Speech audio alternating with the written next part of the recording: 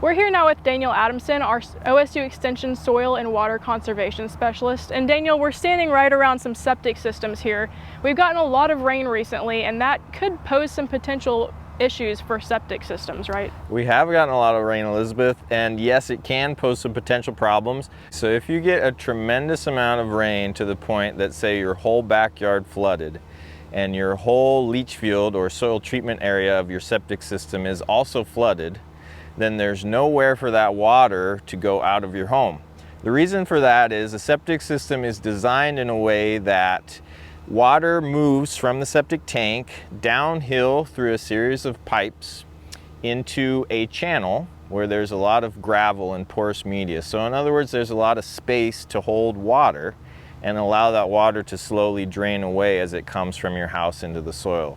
So if you're getting water in your backyard that's not coming from your septic tank, it could potentially fill up all of that space, and therefore there's nowhere for any of the extra water from your septic system to go, and nothing can move away. So in that case, what you have to do is just realize you need to wait for the whole area of your backyard to naturally drain away. So try to limit the water use that's going into your septic tank as much as possible. So you could defer doing laundry, try to take shorter showers, and hopefully that can help alleviate the problem.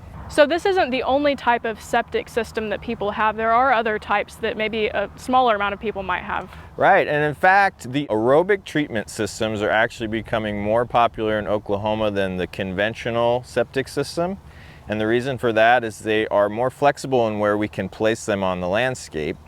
The only disadvantage of an aerobic treatment system is they require energy in order to function properly. So my predecessor, Dr. Sergio Abbott, nicely said you can think of them as a very expensive appliance, so they require some care and maintenance.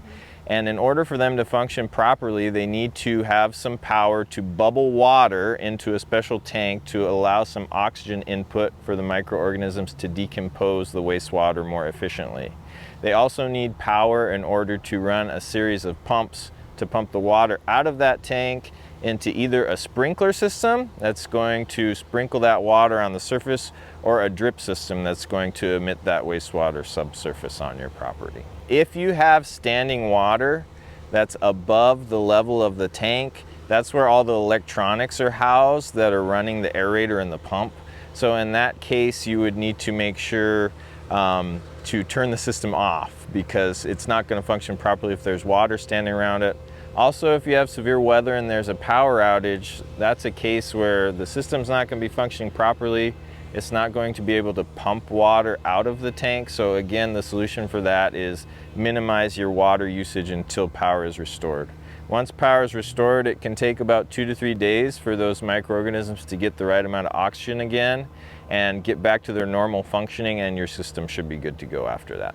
So these right here are demonstrations of what is underground, and so a lot of people might not know where exactly their septic systems are if they've moved somewhere and they didn't put it in themselves.